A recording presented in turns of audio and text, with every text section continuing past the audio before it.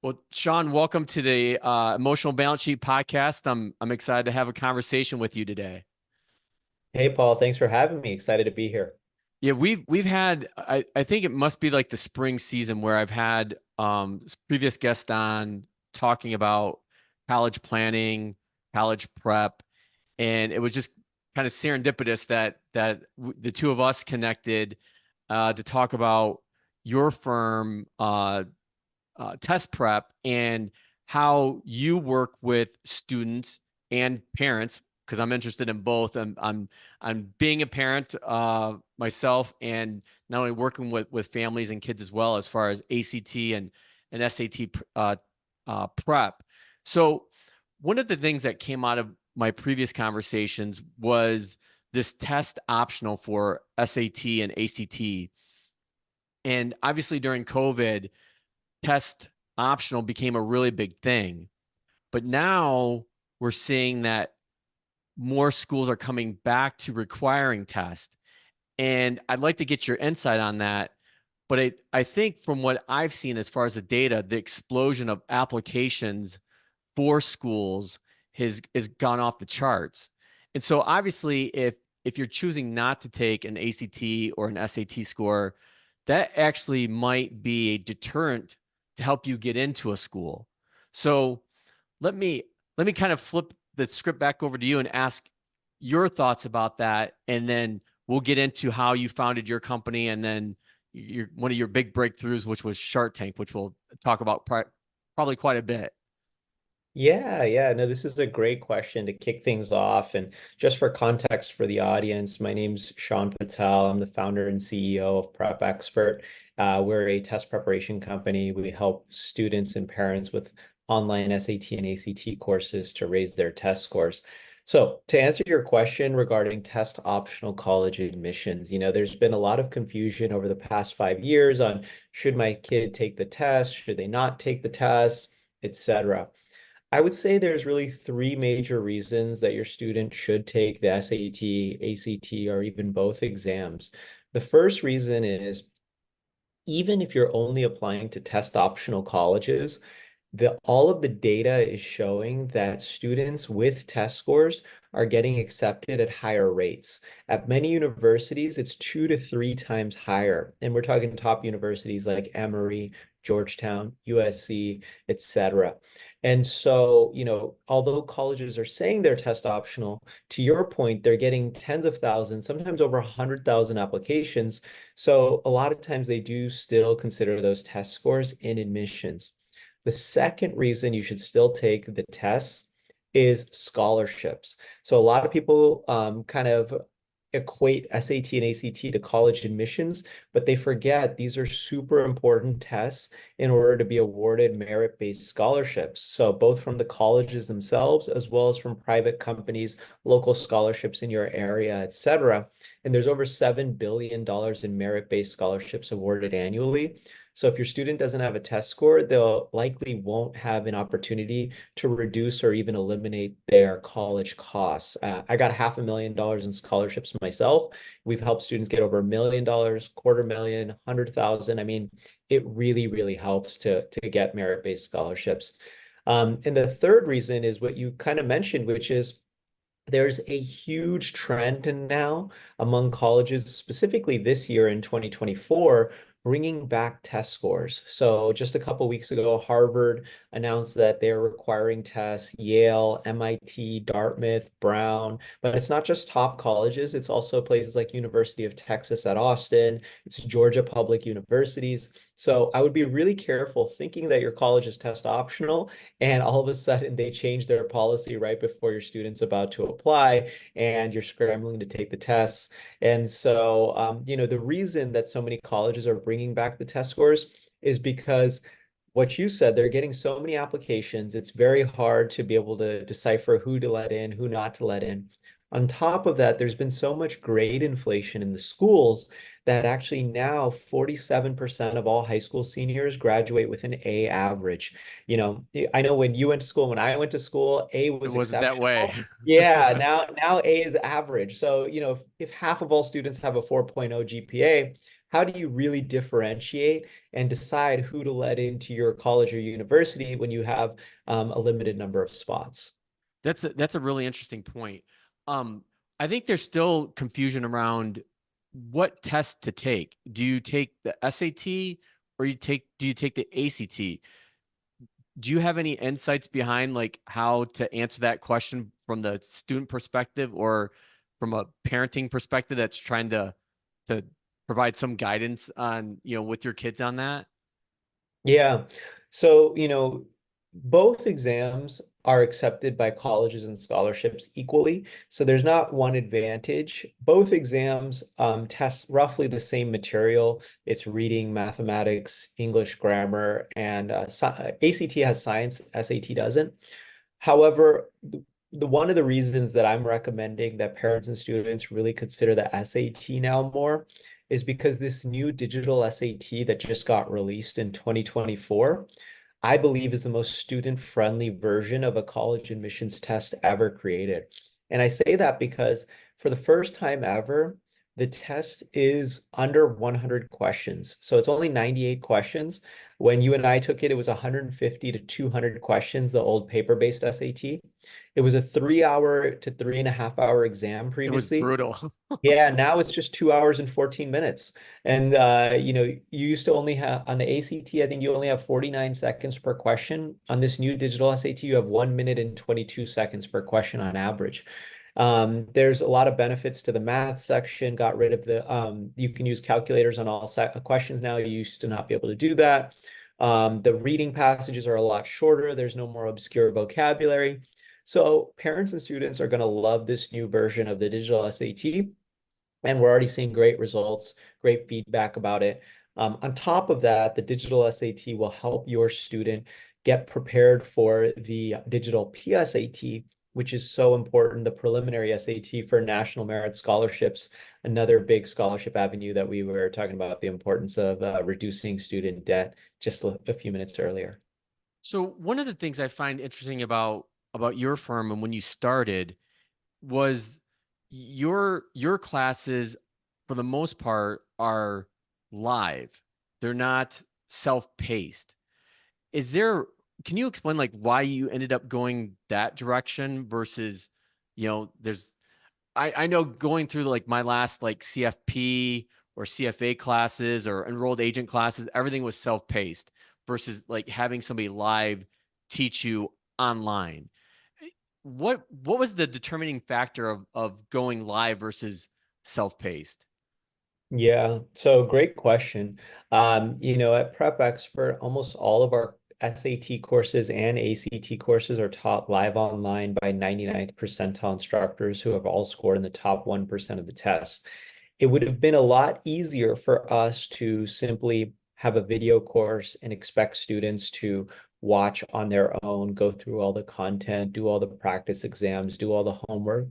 And that works for some students, but usually that's going to be the top 1% or top 5% of students who are highly self-motivated, who are very disciplined.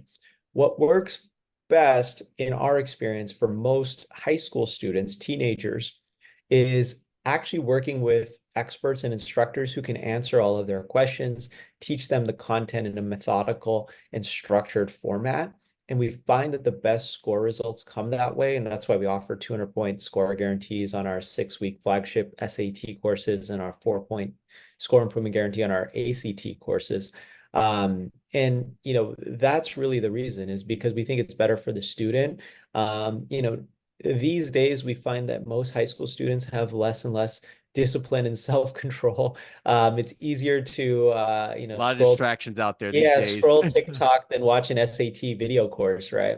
Obviously, I know that most of the competitors offer video courses, and the reason they do that is it's easier to scale. It's less of a headache operationally to manage, real instructors and real classes and all that. And so we take the hard route, but we get better results for our students, and I think it's the right thing to do.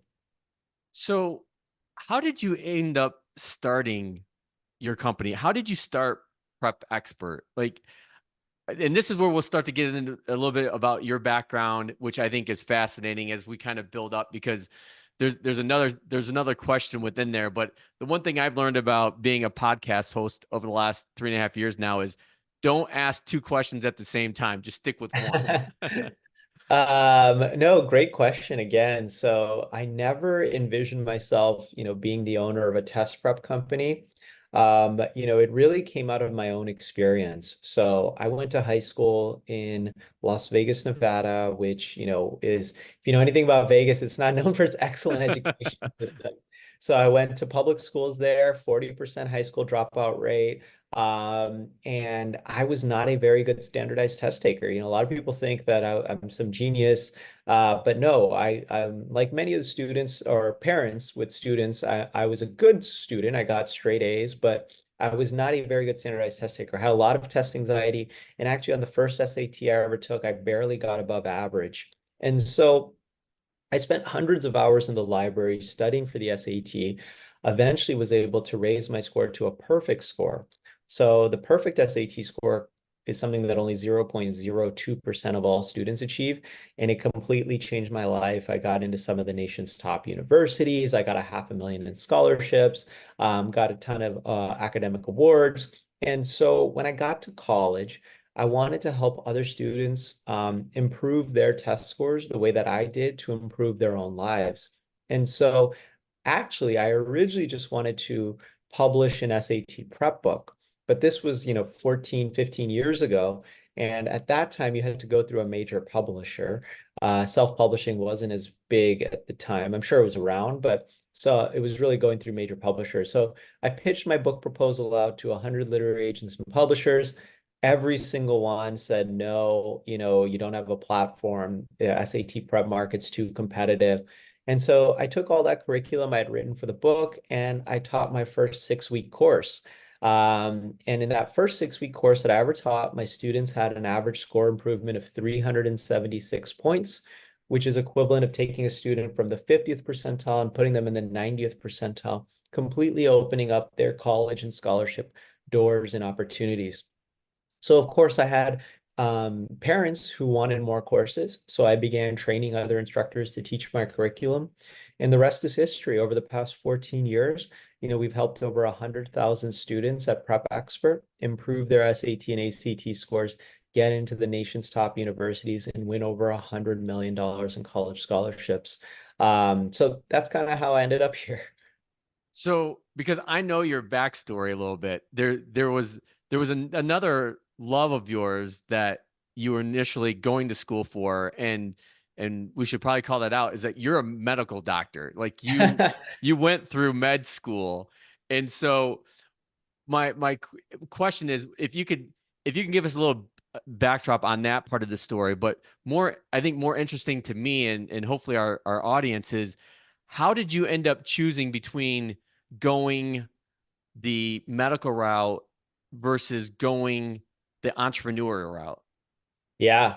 Yeah, great question. So I am a medical doctor. I'm actually still a practicing dermatologist, but I only do teledermatology part-time. So I spend most of my time working on the business as an entrepreneur. So just to give a backstory on that, it actually ties in quite well because the reason that I studied, people are like, well, why did you study so much for the SAT when you were in high school?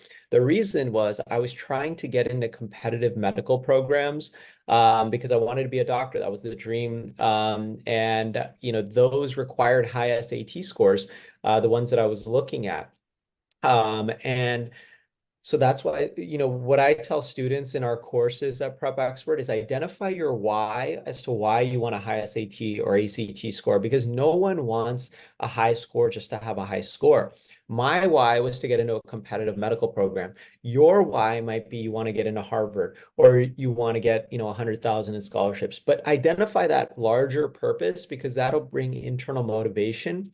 And that's a lot more effective than external motivation from your parents saying, oh, you got to study for this test. But if you don't know why or what your motivation is, it's really hard. So, ultimately, I ended up getting into a very competitive medical program at the University of Southern California. I got a full ride scholarship to go there, so I didn't have to pay a dime for tuition, housing, books, or anything like that. And, this company, I started literally right before I was going to start medical school, and it started to scale up. And so this company was just kind of scaling up, scaling up. And I was in med school. And, then I took a 2-year leave of absence to do business school at Yale, actually, to learn how to scale the company further. When I Uh, heard that on reading your bio, I was like, that was blown away. I was like, Yeah, it's been a quite a journey over the last 15 years because it's like I was in business school at Yale. I was learning how to grow the company because I was like, man, it's really growing, and med school was not giving me enough time to scale it. So I was like, "Look, I'll do business school." And then at the same time, while I was in business school, I went and I auditioned for Shark Tank because Yale's pretty close to New York City where they were doing auditions, yeah. and I ended up getting on the show. Um, and we can go into all of that, but on top of that, I then finished residency as a dermatologist, and now I still do teledermatology. And yeah, living my dream life as both a doctor and an entrepreneur. But I'm sure your next question is gonna be about Shark Tank, so I'll wait to talk about No, it. actually, I want to pivot back to something you said, which I think is fascinating because I struggle with this all the time as a financial advisor and running a family office.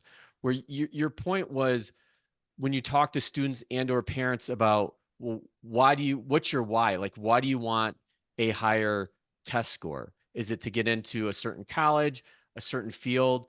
And that's the one area of financial planning that I think is lost on most people because I think I'd say a large portion of the population has this stereotype of who they think a financial advisor is and what they do. And one of the things that I try to do almost every day is to break down those stereotypes where I want to first focus on what is your purpose? What is your supporting objectives? Because what I've found in doing this over the years and working with enough families is that if you don't know that, you there's no path, there's no guidepost to get you to where you want to go. Like just making money is one thing. You could beat the market all day long, but still have a failing wealth management plan. So I think Yeah. that was very interesting. Your point there about having this conversation with students first about their why. Yeah, I think it's really important. I find that that's one of the reasons actually I think that we do get students better results is because we get them self-motivated, internally motivated right at the beginning of our courses so that they have the motivation, the discipline to, go through the content, go through the practice tests, not get discouraged, come back from, failures or and have the resilience. But as it relates to financial planning and wealth management, I think it's 100% relevant.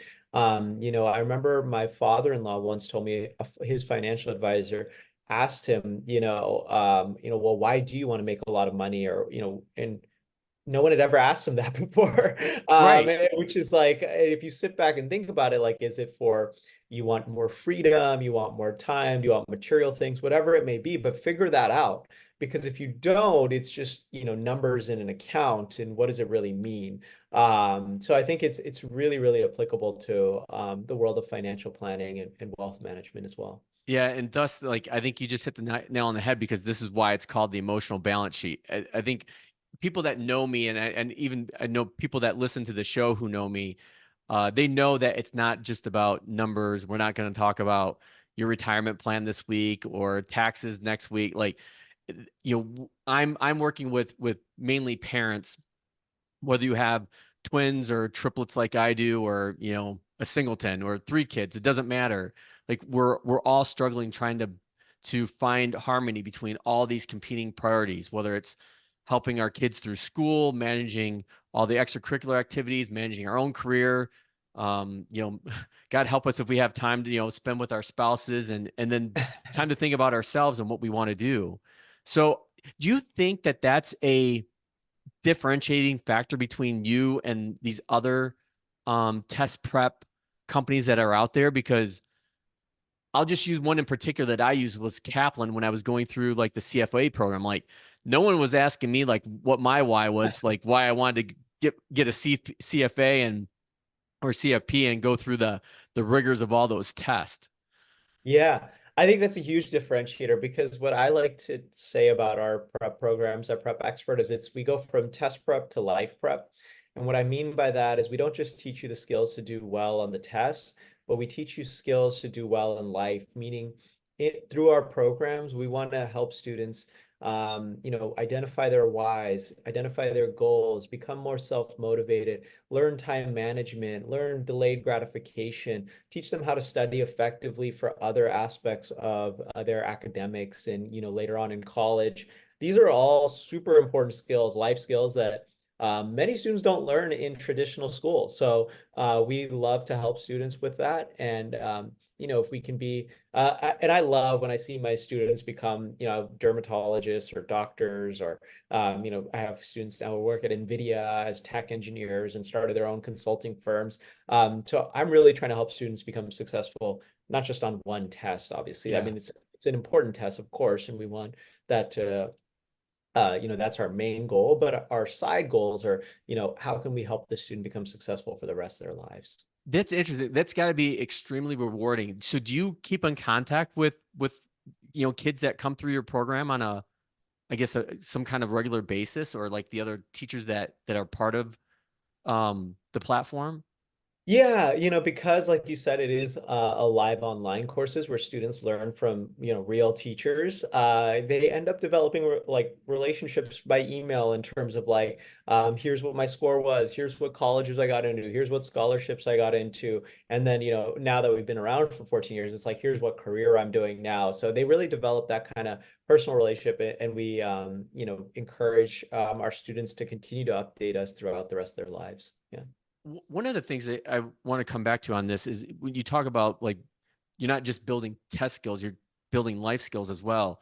I think one of the subjects that a lot of us parents are facing right now is helping to develop good study habits within our kids, because you talk about things that aren't taught in school besides financial planning. Study skills are another one. And having, my triplets that are in seventh grade right now and my plus one that's in sixth grade, that's a real struggle. So is there some component of what you do incorporate like developing good study habits? Yeah, absolutely. So that's exactly what we teach in our courses that I think is totally different than any other test prep course. So at Prep Expert, we actually teach what are called Prep Expert general strategies, quote unquote, which mean those are strategies that are generally applicable to all aspects of your academic studying. So it's things like, something as simple as turning off the technology and putting your phone in a separate room, the importance of physical exercise and how it impacts your neurons in your brain to memorize more effectively. These are things you're probably not going to see at a Kaplan or Princeton review, but I No. think it's super important. And that's why we always get reviews from students. Like, I didn't just learn about the SAT or the ACT. I learned how to take academics more seriously. I learned how to study more effectively. Because the funny thing about school, to your point, is, every teacher from middle school to high school expects you to study for exams, but no one ever really teaches you how to study. So we Right. teach things like the Pomodoro technique, all these different time management methods to help students develop, a real effective strategy towards studying, because that's really what you need. Yeah, no, I couldn't agree more. And I wish the school systems would get on board with having courses designed for that as really starting in middle school, because I feel like we're already starting to miss the boat a lot with, once they get to high school. And I know, and maybe I'm biased on this, Shaan, because like I remember, going to school and barely having to study and getting all A's. And then once I hit college, I was in no man's land. And it took, a year and a half to really figure that out.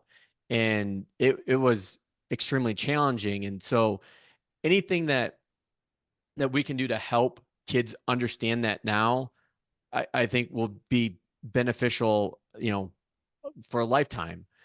Um, so now let's pivot into Shark Tank, because this is I'm sure you get these some maybe these you get these questions often, but maybe I'll put a different twist on them to make it to maybe go a different angle. But um walk us through Well, let me ask this question first. Was it as intense? Because I watched your show now twice, and boy, like I was sweating bullets, like just, watching you go through that. Is it as intense as it appears to be on TV in real life? The short answer to your question is yes, and I'll give you the long answer. So, just as a synopsis for everyone, I went on Shark Tank to pitch the company Prep And by Expert. the way, we'll link to um Prep Expert, and you've got the video on that. So we'll put that in Yeah. our show notes and direct people to that. It's a great watch, and it's really incredible how you ended up getting through. Yeah, yeah. So, I went on there asking, I think, $250,000 for 10% equity in 10%. Yeah. the company. And I was super overconfident walking in because I thought, I have a great company, we're doubling in revenue every year. Why would a shark not give me an offer? And I thought I was going to get multiple offers, etc. And then kind of reality smacked me in the face as soon as I got in there, which is every shark rejected me initially. They basically all they loved the business, but they hated the fact that I was also a doctor, or I Doctor. was Yeah. becoming a doctor. I think I was in medical school or business school at the time. So I was still like in training. And so none of them thought that I would be dedicated enough to grow the business, etc. At the last moment, Mark Cuban comes in, he saves the day. We make a $250,000 investment for 20% equity, which I was okay with because I actually thought that was going to be my limit anyway. And so he got me right at the limit, which, it ended up working out. He's been an amazing investor, advocate, and partner for the company. But to answer your question, yes, I was sweating bullets. And if you watch the episode on prepexpert.com, you'll see that I'm sweating bullets at the end of it. And the reason for that is because on TV, you see like 10 or 15-minute clip of the pitch, but I was up there for an hour and a half, fielding questions from all these, multimillionaire, billionaire folks. And they're asking me tough questions, very little water. And so I'm definitely sweating bullets by the end of it. But, it all ended up working out great for me. We went through the due diligence process, the deal closed with Mark Cuban. He's been just tremendous. But yeah, it's really been a dream come, and I proved all the sharks wrong. I'm a doctor and I'm an Yeah. entrepreneur. I made it work. And I couldn't be happier today. I think that Sean is one of the most fascinating pieces of your story. From the Shark Tank experience on is the fact that, and I saw this like, and I could relate to where they were coming from. Like, Sean, how can you do both? Like, this is like medical school. Like, this is like Yale, business school. And then you're trying to do this as well. But I think the fact that you were able to pull it off, you were able to do that. And when I was watching that, it kind of got me emotional because I was thinking back to my background and how I came from a corporate finance operations background. And I was told multiple times, like, you'll never be able to start your firm, or you'll never be able to manage your firm the way that you want to and be completely independent and not part of a bigger company. And, you know, now here I am 13 and a half years later and fully sustainable and working with, close to 60 different families. It's been completely amazing and rewarding. And I'm sure you have very similar things, but I felt like this emotional connection, like watching you go through that. And then like knowing here you are like years later, holding all those degrees, even though one is from, or actually do you have two from USC or just one? Yeah, so I did both my bachelor's and my Okay. medical degree Yeah. there, and then an MBA at Yale. But So no, I mean, for the go ahead. just to interrupt, so for the listening audience that can't see us, most people know I'm a Notre Damer, and so behind me on my bookcase or shelf is my Notre Dame paraphernalia. So I'm not sure if you caught on to that, Sean, Ah, but okay, okay. No, I just noticed it now, but I see. So we're technically rivals. yeah, but it's all right. Uh, it's okay. No, we'll come together for the podcast. No, so to your point though, I think it's super important for anyone here listening, whether you're an entrepreneur or want to become an entrepreneur, or just, become more successful in your own career, that what you said specifically is super important, which is you need to have resilience because people are going to tell you it's not going to work. People are going to tell you you're going to be a failure. This idea is not going to work. And I think that's what resonated so much with my particular Shark Tank episode with folks, because I have people tell me all the time, I have an idea and people tell me it fails. And I already went, I already told you I had 100 literary agents and publishers who were experts who told me my SAT prep book wasn't going to work. And I forgot to bring it back around, which is McGraw-Hill, the world's largest education publisher, saw what I was doing with Prep Expert a year later. They came back. They had initially rejected my book proposal. They said, well, now you built out courses and a curriculum, so we'll give you the book deal. So I ended up doing the book. It sold 50,000 copies. It went #1 on Amazon for SAT prep. And so, what I would advise people that go through failure or go through rejections is never give up, keep pivoting, keep trying different things, because you never know when your break will come. But if you stop trying, you'll never succeed. So that's the most important aspect, I think, of becoming successful, is just having the resilience to go through from failure to failure, and eventually you'll hit your successes. So to pivot back to the show to give us a little more inside information on how it works, because you're the first person I've talked to that's ever been on the show before. Yeah. Um, and one of my questions was, obviously the clip that they give you is 10 to 15 minutes, but obviously there's a whole lot more time involved in that. So I think you had mentioned you were up there for what, an hour and a half? Yeah.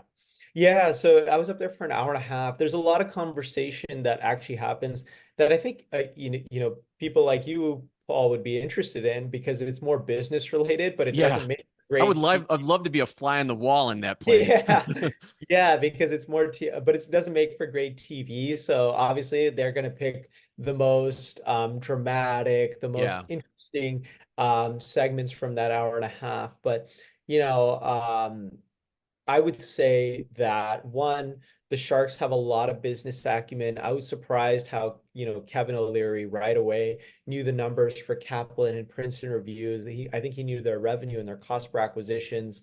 And, I would say that, um, yeah, they really knew their stuff. And it's very real, I would say, too, in that it's not like the director was yelling cut at any moment, or saying like re-say that, or any of that happened. It was completely, Like free full hour flowing. and a half pitch. Yeah. And then they just which is what's the beauty of Shark Tank, I think, is it is very real. The investment for me actually happened. I will say one of the things that does happen is that many times you'll make a handshake deal on Shark Tank.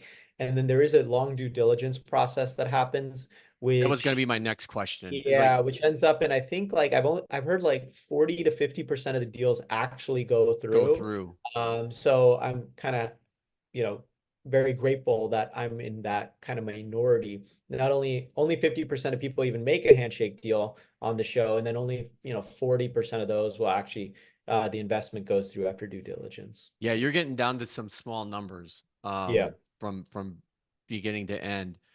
So what was it like working with Mark? I mean, he's such a charismatic guy. So what was it like working with him? And do you still work with him? Yeah. Yeah, so Mark invests, I mean, my show went on in 2016, so it's been basically over 8 years now that Mark Cuban's been invested in my company. And I'll say that it's having the best shark in my opinion, because not only do you get access to Mark Cuban directly, but you get access to his whole Mark Cuban company's team. So you get a lot of support. They've helped me from everything from accounting to infrastructure to business partnerships to licensing deals over the years. I can email Mark at any time, and he always responds like within 10 minutes. I've heard And that about him. Like he responds to email. yeah, so I've heard he does 800 to 1,000 emails a day, but he doesn't take any meetings, unless it's a really, really important meeting, which I think is understandable when you have hundreds of investments. If he was in Yeah. meetings, he'd be in meetings all day. And so, over the years, we've co-invested in other education companies together. We've co-hosted entrepreneurship panels together. We just did one for the Obama Foundation a couple a couple, maybe a month back now. We've co-written books together. We wrote a book called Kid Startup, for, helping inspire kids to become entrepreneurs themselves. So it's been a really, really amazing journey over the years. You know, I I think it's a dream come true, as I keep saying, because like how many people get to make a deal with Mark Cuban, who's Mark's like, let's write this book together, let's do this entrepreneurship panel together, and he approaches me often with these opportunities, which is really cool. Yeah, that's what I think most people probably don't know, which is really insightful having this conversation with you is like maybe people think that it just stops at that initial investment with your business, but it sounds like you've developed so much more with him, you know, post that and outside of your business. Yeah, I think that part of it comes from, anytime you're trying to build a relationship with anyone, it could have just started out, he could have been a silent investor. But I've been very diligent over the years to always provide monthly updates about my company, what's going on, places that I need help with, or things that I could help with. And I think it's shown a certain level of diligence and reliability over the years. And I think if you can do that in any relationship, good things will often come from it. So whether it's a Mark Cuban or just someone you're trying to form a business partnership or a client you're trying to acquire, is look more at the long-term relationship than short-term wins. So I know I only have you for a finite period of time, so I'll get to my last closing question I ask all my guests, which I'm gonna have to twist for you. As most people know, I typically ask what the best thing about being a parent is, but I know you don't have kids or don't have kids yet. Yeah. So my closing question for you, Shaan, would be, what is the best thing about being an entrepreneur? Oh, great question. The best thing about being an entrepreneur, I think, is freedom. And, I went through medical school, residency, and I was always in like a large hospital system with a lot of bosses and bureaucracy. And being an entrepreneur is like the total opposite of that, which is you don't have a boss, you don't have a bureaucracy, at least if you're in a startup like myself. And I love being able to control my own time. Now, that doesn't mean it's easy. I have to work hard. I have to manage my own schedules. It's oftentimes a lot harder. But having the freedom to not have to worry about any of that is really, really nice. Now, you have other worries, of course. You have to make sure you're providing for your employees, you're developing good company culture, all kinds of stuff. But the freedom at the end of the day, I wouldn't trade for anything. And that's why, to your question earlier on why did you choose more entrepreneurship than doctor, I think that's it. I don't think I could ever go back to working in a hospital. I like the telederm thing because I'm just a 1099 for a company and I just show up and I see patients, but I don't have to answer to a boss, which is really important for me.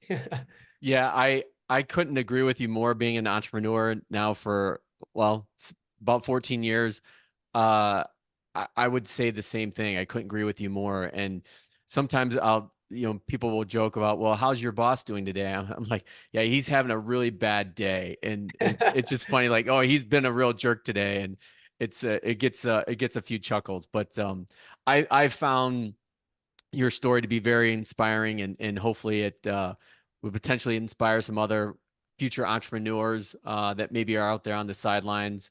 Um, and I can't thank you enough for the conversation.